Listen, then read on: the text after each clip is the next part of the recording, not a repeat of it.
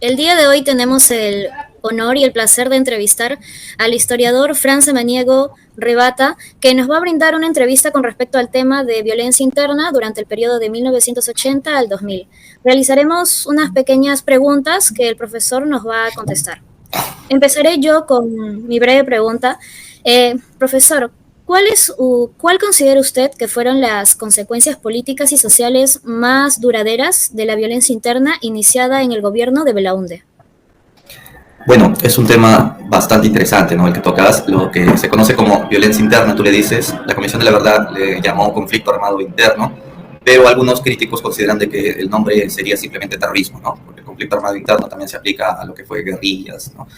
Y Sendero no fue una simple guerrilla, fue violencia bastante pura. Entonces, primero eso, ¿no? El tema del concepto que generó incluso el debate que puso la Comisión de la Verdad. Sobre tu pregunta sobre las consecuencias que generó este conflicto o terrorismo, como quieran llamarle, consecuencias en la actualidad o posteriormente, me parece que es lo que tú consultas. Bueno, políticamente hoy día todavía queda lo que es el terruqueo. Actualmente los jóvenes o cualquier peruano que decide protestar en contra de un gobierno que considera no necesariamente ilegal, sino ilegítimo, suele ser terruqueado. Y eso no solamente por parte del Estado o de algunos malos elementos del Estado que engloban el concepto, sino de la misma prensa, ¿no? La prensa que tiene inclinaciones de defender a la derecha. Entonces ha quedado el tema sensible, puesto que desde Fujimori, por ejemplo, ya el terruqueo se inició sobre todo como política de Estado, cuando los peruanos se sublevaban o marchaban en contra de la reelección, o la reelección, para decirlo mejor. Entonces, ha quedado como una herida que no se pudo todavía cicatrizar emocionalmente. Por eso es que cuando un peruano dice que es de izquierda, normalmente las alarmas se encienden y ya los meten a todos en el mismo saco y dicen que este es un rojo terrorista, ¿en qué anda? Entonces creo que si hablamos de consecuencias sería esto, ¿no?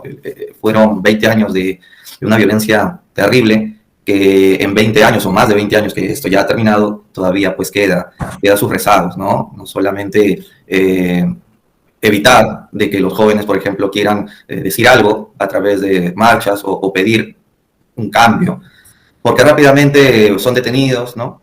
Cuando yo, por ejemplo, les he hecho preguntas a algunos jóvenes de su edad, les decía, ¿por qué no protestan? ¿Por qué no se animan? Y más que todo, sus conclusiones son que no, porque y si me atrapa la policía, mi currículum de vida quedaría manchado, porque no vamos a conseguir nada con las marchas, porque aunque se haga un cambio, todo va a volver a ser igual. O sea, hay una gran desesperanza, ¿no?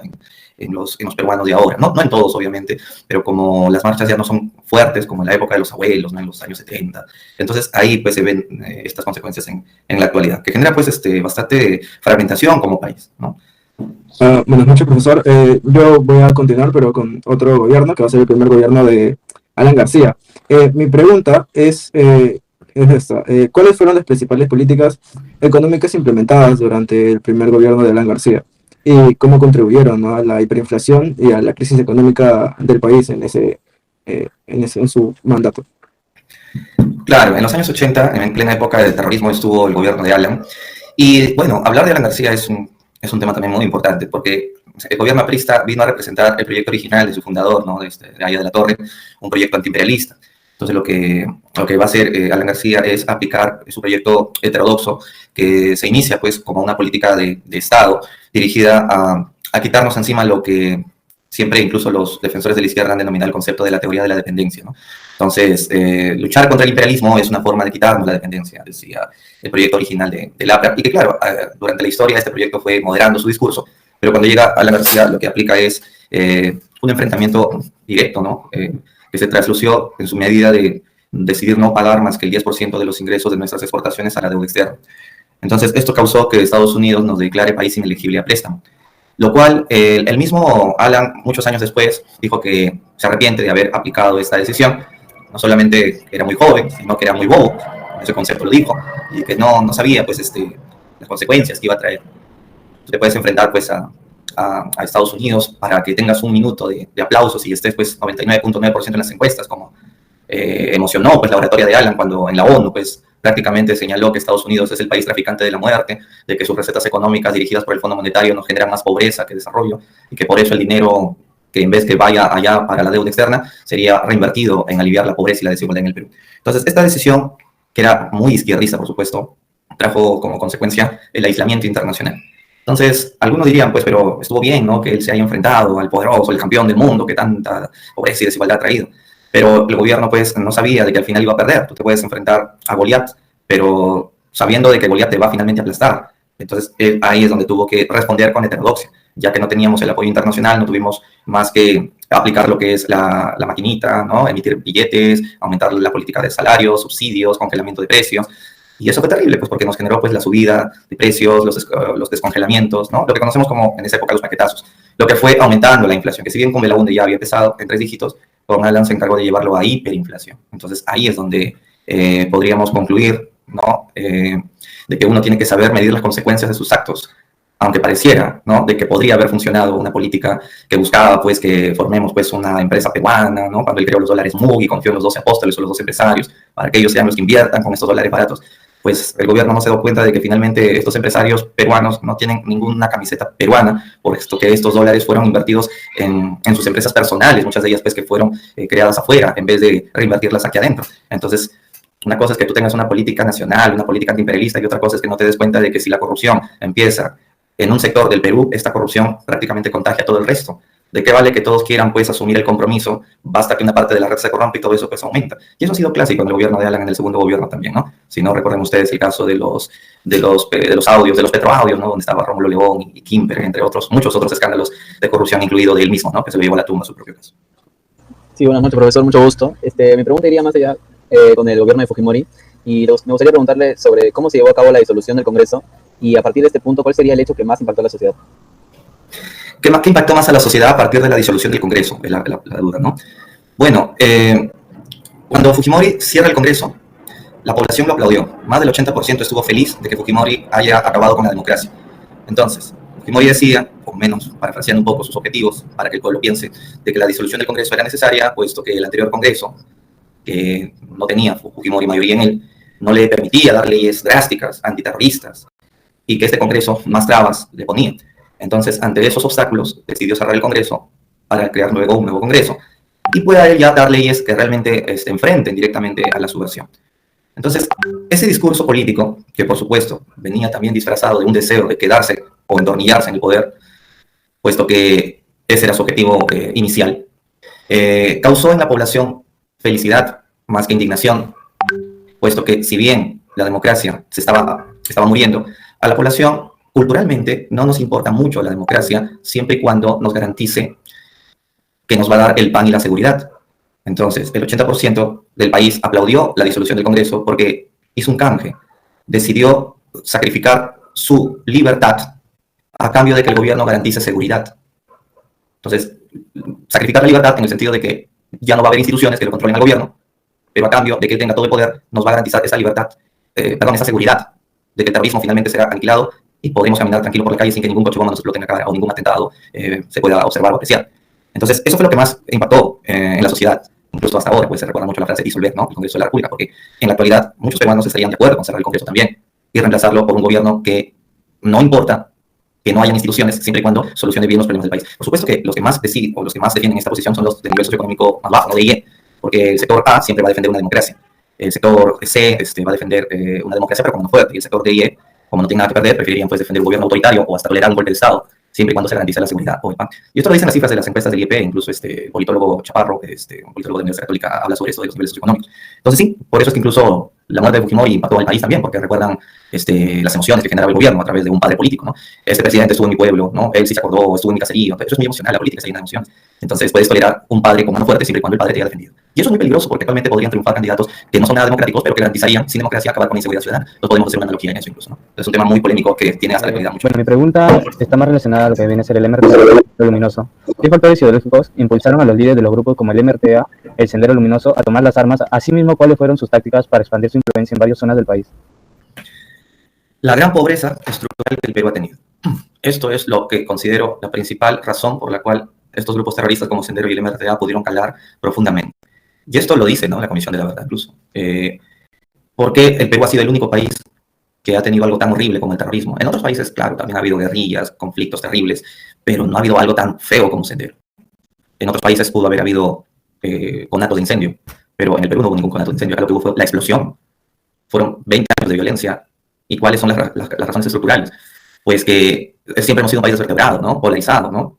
La costa y la sierra siempre han sido como un antagonismo y como si fuéramos 2 Perús o hasta 3 Perús, lo decía María incluso una vez. Es decir, a Lima le importaba muy poco que el terrorismo exista siempre y cuando no llegue a Lima, ¿no? Es como a muchos jóvenes que mientras no los extorsionen, no acompañan a los que hacen los paros de transporte en las últimas semanas que ha habido, ¿no? Entonces, eso ha sido un tema histórico. Lima siempre ha vivido una burbuja donde mientras que a mí no me ataquen, el terrorismo no es grave. Si matan a gente de los Andes, bueno, ¿qué están haciendo esos andinos que por eso lo están matando? Recién cuando a partir del año 90 y en el año 92 en Tacotarata, voló el Canal 2, y ahí sí, ya pues Lima dijo, uy, el terrorismo, esto es verdad, no, matemos a todos, capturamos a todos. Pero entonces ahí tenemos que entender también que este país desvertebrado causó que sea más fácil calar un discurso extremista en la zona andina. Y ahí es donde entró Abimael, como profesor de filosofía, de Guamá, metió la idea de que la solución a la desigualdad se logra a través de la lucha de clases. Entonces, la idea del clasismo, desde los años 70, se volvió como una alternativa que necesita necesariamente el uso de la violencia, ¿no? Incluso ya desde mucho antes, el uso de la violencia para luchar por la igualdad se veía pues en la lucha de los artistas, ¿no? Pero lo que hace Sendero es pues aplicarlo a la práctica como una ideología dogmática. Y entonces, recuerdo al antropólogo sanmarquino Sandoval cuando le preguntaron justo esa pregunta que tú me haces ahora, ¿por qué pudo calar tan profundamente el terrorismo? Y él respondía, porque la cultura política que tenía Sendero era una cultura de un dogmatismo muy cerrado y violento, ¿no? O sea, mi ideología es todopoderosa, el partido tiene 1000 ojos y 1000 oídos, y si tú discrepas de mi idea, no solo estás equivocado, sino eres mi enemigo, y si eres mi enemigo, estás muerto. Entonces, así no se puede dialogar, así no se puede, pues, democráticamente combatir ideas. Era un grupo bastante cerrado, donde consideraban de que el marxismo o los libros rojos de Marx eran ya las Biblias. Y esto lo inició, pues, en Huamanga, Abimael Guzmán, incluso le decían por eso el profesor Champú, porque era bien fácil que te lave la cabeza. Y entonces, en un país tan desvertebrado, era muy fácil que caiga un discurso que incluso era más sencillo de entender, ¿no? O sea, hasta un niño de primaria puede entender el discurso si le meten esta forma, ¿no? Tú eres pobre por culpa de un rico. Entonces, la solución es matar al rico, pero como el rico no se va a dejar, tú tienes que buscar a otros pobres para que finalmente logremos la victoria. Y esto no se va a lograr con diálogo, sino con violencia. Por esa razón es que la violencia se convirtió en un elemento sumamente importante para ellos para lograr el éxito. Y entonces, justamente eso fue la causa también por la que el terrorismo no tuvo tanto apoyo al final. O sea, al inicio pudo haber calado muchas expectativas en algunos grupos, pero luego justamente este dogmatismo causó su caída porque la gente estaba en contra de esta forma de acercarse a los caseríos, ¿no?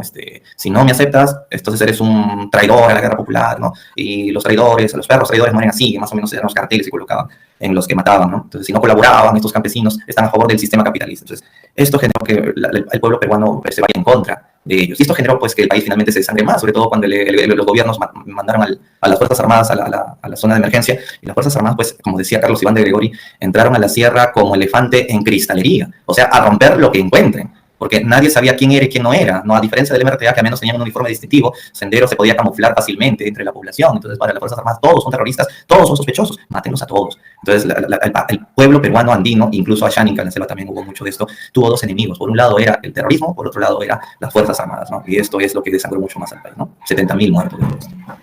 Bueno, continuando con la entrevista, profesor, las últimas preguntas. Con todo esto que comentó último, quisiera saber para usted de qué manera afectó tanto la crisis que se vivía durante esos años y la violencia interna, ¿no?, por los grupos subversivos, tanto el MRTA y Sendero, a la vida cotidiana de los ciudadanos y a las comunidades rurales en el Perú durante este periodo. La violencia terrorista trajo varias consecuencias en la actualidad, pero aparte del terruqueo que mencioné al comienzo, también una consecuencia ha sido que las poblaciones afectadas, las poblaciones rurales, fueron mucho más discriminadas después, porque la Comisión de la Verdad, después de haber entregado su informe final en el gobierno de Toledo, el gobierno pues prometió que iba, ¿no?, como una forma de, como decía, ¿no?, reconciliación, decían, la Comisión de la Verdad y Reconciliación, una forma de reconciliarse sería dándoles programas de salud, educación, ¿no?, vivienda, aparte de la exhumación de sus familiares para que tengan una sepultura dada por el Estado. Pero eso realmente es una burla, porque eso no es una forma de reconciliación. El Estado está obligado como Estado a hacer o entregar estos servicios a las comunidades que nunca recibieron la inclusión social, como decía otra conclusión de la CBR. Pero además, hoy día seguimos viendo un país totalmente desvertebrado, polarizado, justamente porque el Estado no tiene las capacidades, aunque tiene muchas funciones, pero no aplica sus capacidades como Estado para que lo que incluso a cada rato Ollanta repetía, la inclusión social, se consiga. Por eso es que las consecuencias sociales que ha dejado el terrorismo ha generado que se le responda con violencia. Entonces, yo recuerdo de que soy muy niño y viví la época de Fujimori, obviamente, que se ha puesto de moda mucho el miedo que el Estado impone cuando la gente realmente quiere hacer cambios por su país. Ya desde Fujimori se puede decir que esto se le llamaba estado de miedo. Ustedes pueden preguntarle a sus profesores de la universidad o a sus propios padres o sobre la marcha de los 4 suyos, y seguramente les van a hacer recordar que en esa época, si el gobierno de Fujimori te capturaba en las marchas, te llevaba a seguridad del Estado y prácticamente ya te fichaban como terrorista. Entonces el Estado te imponía el miedo de que no salgas a protestar porque te vamos a denunciar como un terrorista más, cuando realmente no eran terroristas, estaban defendiendo lo que es defendido por la Constitución, el derecho a la protesta, para pedir pues un diálogo con el Estado. A veces las protestas buscan dramatizar, pero es para que el Estado entre nuevamente en vereda y haga las soluciones necesarias. Pero esto ha sido pues una consecuencia fuerte que se ha quedado hasta la actualidad. El trauma del terrorismo hasta el día de hoy impide muchas veces que tengamos más seguridad para pedir cambios. Y eso también motiva a que el Estado tenga la garantía para reprimir, como el actual gobierno de la presidenta, que ha reprimido y han matado a más de 70 peruanos en una justa forma de pedir cambios. Entonces hay mucho que rebanar todavía en esto. Entonces, en la actualidad se puede entender la realidad nacional conociendo bastante esto que todavía no hemos sanado, las heridas de este pasado que todavía no han cicatrizado. Por eso se necesita conocer la historia para poder dialogar mejor y poder entendernos mejor como sociedad. Pero no solamente nosotros, sino también el gobierno necesita nuevamente desenvolver sus libros de historia para que conozcamos realmente que la política no es monotonía, ni es un solo diálogo, sino es un diálogo tanto de la sociedad con el Estado. Tiene que ser recíproco. No tenemos que seguir creyendo que estos políticos son pues cortesanos y señores feudales, que el pueblo es una tira de tarados que no saben nada y que para qué protestan, que sus protestas no sirven para nada porque hablan tontería y media. Aunque no tengan la capacidad, aunque no estén muy ilustrados ni muy leídos, tú no puedes ignorar a una sociedad que pide un diálogo horizontal con el Estado. Pero lamentablemente tenemos todavía estas herencias cortesanas de mandar pues por el tubo a la gente, ¿no? Si no, pregunten al congresista Mirante Montoya de cómo pues le decía a los transportistas públicos de que no voy a hablar con matones, ¿no? Porque no son matones, son choferes de transporte público. Entonces, un poco reflexionar eso con el tema de cómo nos ha dejado las consecuencias este trauma histórico que esperemos nunca más se vuelva a repetir, como fue el terrorismo extremista de esta izquierda maoísta.